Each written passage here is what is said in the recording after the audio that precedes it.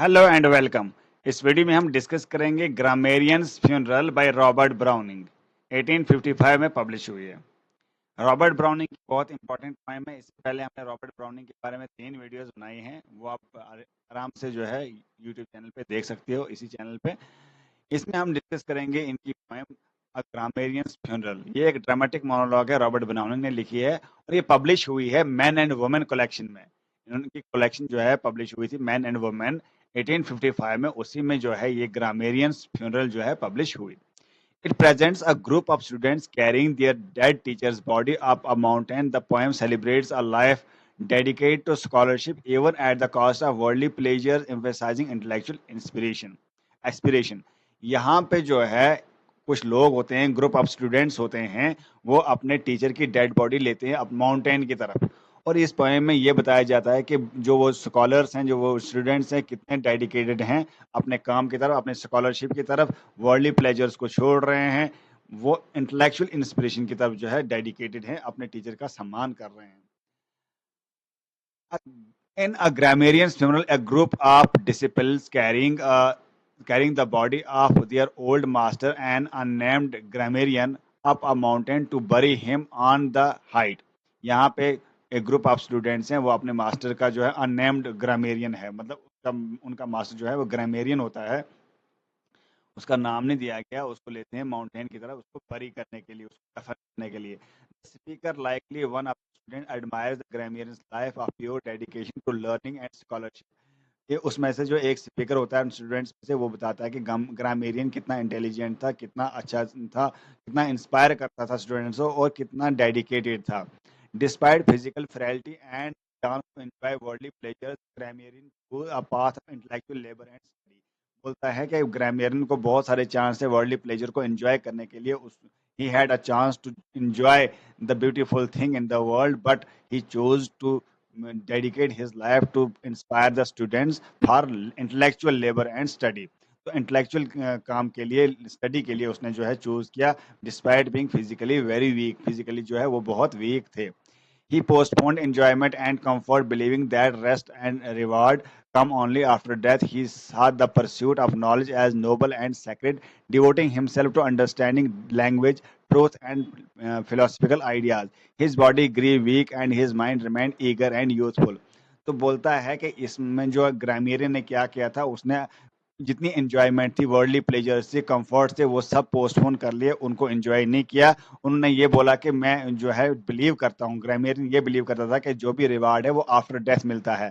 अगर आप दुनिया में कुछ अच्छा करके जाओगे तो आपको रिवार्ड आफ्टर डेथ मिलेगा। तो लाइफ आफ्टर डेथ जो है उसमें जो रिवार्ड मिलेगा उसमें अलग मजा है और उसमें बहुत ज्यादा रिवार्ड मिलेगा।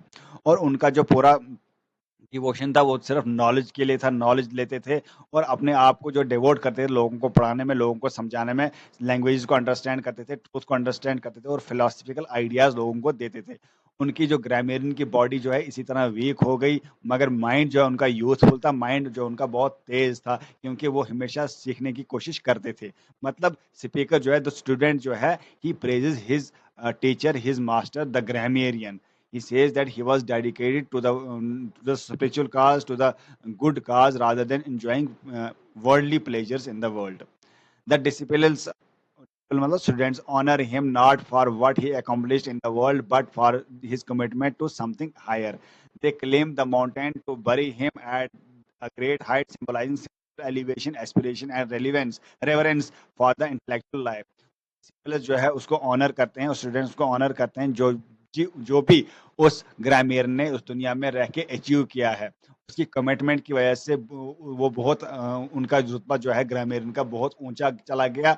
और वो जो है अब चाहते हैं कि उसकी बॉडी जो है एक ऊंची जगह पे जाके दफनाएं। वो एक सिंबलाइज करेगा स्पिरिचुअल एलिवेशन, क्योंकि वो ग्रामीण जो है स्पिरिचुअली बहुत हाई थे, उनकी एस्पिरेशन बहुत हाई थी, उनका रेलिवेंस बहुत अच्छा था। उसको मतलब जो रिस्पेक्ट, रेवरेंस था, रिस्पेक्ट रिस्पेक्ट और इंटेलेक्चुअल लाइफ जो है उनकी बहुत अच्छी थी। ब्राउनिंग जो है उसको कंट्रास्ट करता है। Browning contrast the immediate satisfaction of worldly life with the delayed but eternal reward of intellectual and spiritual pursuit. यहाँ पे जो है ब्राउनिंग कंट्रास्ट करता है, कंपेयर करता है कि एक तो एक साइड रखो इमीडिएट सेटिस्फैक्शन, जो हमें दुनियाई काम करते मिलता है, पैसा कमाते हुए मिलता है, कुछ कहीं पिकनिक जाते हुए मिलता है, कुछ नशा करके मिलता है, मतलब जो भी इमीडिएट सेटिस्फैक्शन मिलता है। और दूसरी साइड रखता है कि एटर्नल रिवार्ड मतलब अगर दुनिया में कुछ अच्छा करोगे, तपस्या करोगे और जो आफ्टर डेथ जो है वो आपको अच्छा रिवार्ड मिलेगा। एक स्पिरिचुअल परस्यूट करोगे, स्पिरिचुअलिटी के लिए आगे बढ़ोगे तो आपको अच्छा रिवार्ड मिलेगा। The poem is both a tribute to scholars and a reflection on the value of ambition and sacrifice. ये ट्रिब्यूट है स्कॉलर्स को और रिफ्लेक्शन है उनकी वैल्यू, जो है स्कॉलर्स की वैल्यू क्या है जब वो अपने टीचर को रिस्पेक्ट करते हैं। It's often studies for its dramatic monologue for from and it's celebration of idealistic striving. ये एक ड्रामेटिक मोनोलॉग की तरह जो है सेलिब्रेट किया जाता है इस पोएम को, एक एम्बिशियस पोएम की तरह जो है सेलिब्रेट किया जाता है इसको। एक सेक्रीफाइस जो है ग्रामेरियन ने जो है किया था अपने स्टूडेंट्स के लिए, लोगों के लिए, स्पिरिचुअल परस्यूट के लिए। मिलते हैं नेक्स्ट। ये इसके जो कुछ इंपॉर्टेंट लाइंस हैं वो आप याद रखना। That low man goes on adding one to one his 100 soon hit, that high man aiming a million misses an unit leaves a gap. This man decided not to live but no, deliberately preferred knowledge to life. ये important line है इसकी। Here is his place where meteors shoot, meteors meteorites जो shoot करते हैं पहाड़ों पे, clouds form, lightning and loosened stars come and go। एक grammarians funeral जो है नेक्स्ट पोएम है ये फिरा लिपोलिपि। फिरा लिपोलिपि जो है ये भी रॉबर्ट ब्राउनिंग ने लिखी है। ये जो है 1855 में जो है पब्लिश करवाएगी। Fra Lippo Lippi is a dramatic monologue by Robert Browning publish in men and women 1855। ये पोएम जो है ये भी मैन एंड वुमेन में ही पब्लिश हुई 1855 में, जैसे अ ग्रामेरियंस फ्यूनरल हुआ था मैन एंड वुमेन में 1855 में। It features the real-life Renaissance monk and painter Fra Lippo Lippi defending his art, expressing Browning's ideas on artistic freedom, realism, and the conflict between spiritual duty and human experience। जो ये फ्रा लिपोलिपि है इसमें जो poet है, जो Robert browning है, ये बताना चाहता है एक मॉन्क के बारे में जो एक पेंटर है। वो अपने पेंटर जो है अपने आर्ट को, अपने पेंट डिफेंड कर रहा है, बोल रहा है मेरी पेंटिंग बहुत अच्छी है। इसमें ब्राउनिंग जो है ये बताना चाहता है कि आर्ट जो है बहुत एवरलास्टिंग होता है। आर्ट को जो है क्या करनी चाहिए, प्रेज करना चाहिए, अप्रिसिएशन मिलनी चाहिए। और जो आर्टिस्ट को आर्टिस्टिक फ्रीडम होनी चाहिए। ये रियलिज्म की बात कर रहा है, स्पिरिचुअल ड्यूटी की बात कर रहा है और ह्यूमन एक्सपीरियंस की बात कर रहा है इस पोएम में। अब ये समरी पढ़ेंगे। In Fra Lippo Lippi the painter monk Fra Lippo is caught wandering the street at night by the city guards। तो यहाँ पे फ्रा लिपो जो होता है, फ्रा लिपो जो है इस शाम को चला जाता है सिटी में, स्ट्रीट्स में जा रहा है और सिटी गार्ड्स उसको देख रहे हैं, वो वॉन्डर कर रहा है वहां पे शाम को, ठीक है। He talks his way out by explaining his past and philosophy। वो अपने पास्ट को एक्सप्लेन कर रहा है, फिलोसफी को एक्सप्लेन कर रहा है। फ्रा lipo taken from a poor background and placed in a monastery, he was trained to become a monk। पहले एक पोर फैमिली से बिलोंग करता, अब इसको मोनेस्ट्री में लाया गया है, जो बुद्धिस्ट मोनेस्ट्री होती है। मतलब उनको ला के उसमें इसको मॉन्क बनाना चाहा है और मॉन्क की ट्रेनिंग उसको मिली है। However, his natural talent and painting led him into art supporting by the church।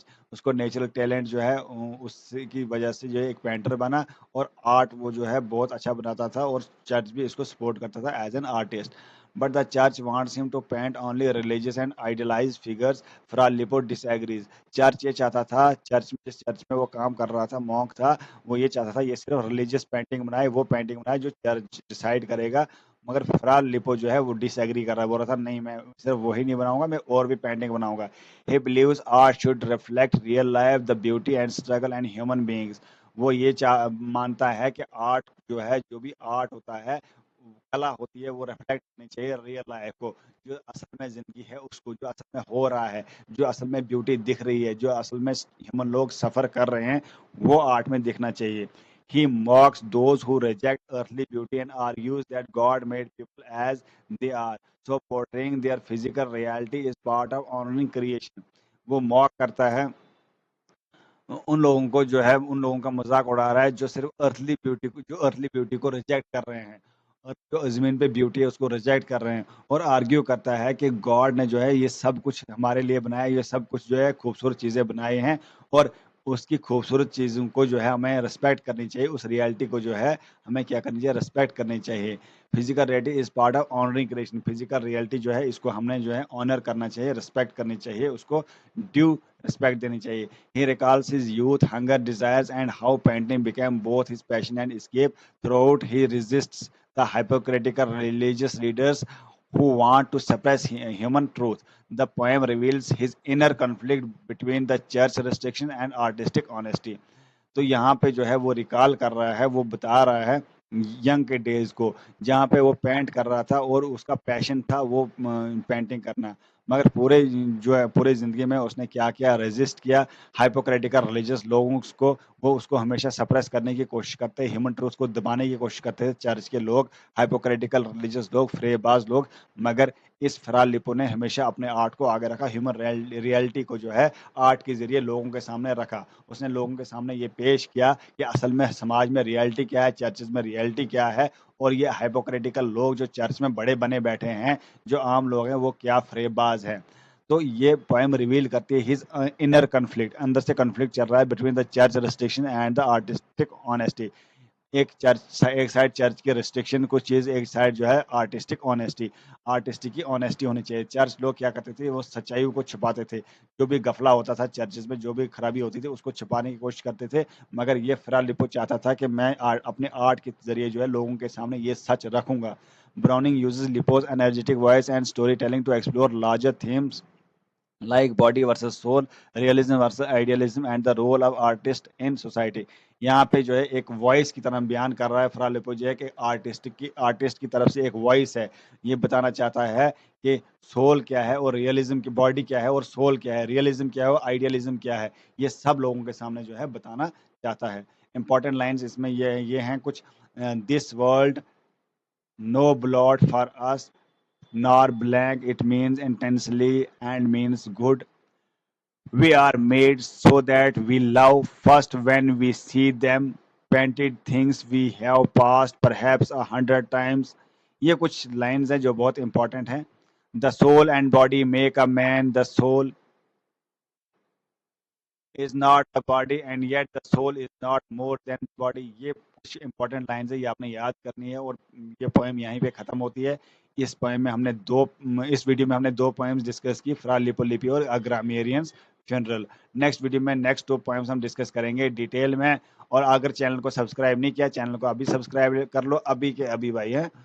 तो मिलते हैं नेक्स्ट वीडियो में नेक्स्ट टॉपिक के साथ, तब तक के लिए बाय। नेक्स्ट वीडियो में जो है ब्राउनी के बारे में ही डिस्कस करेंगे।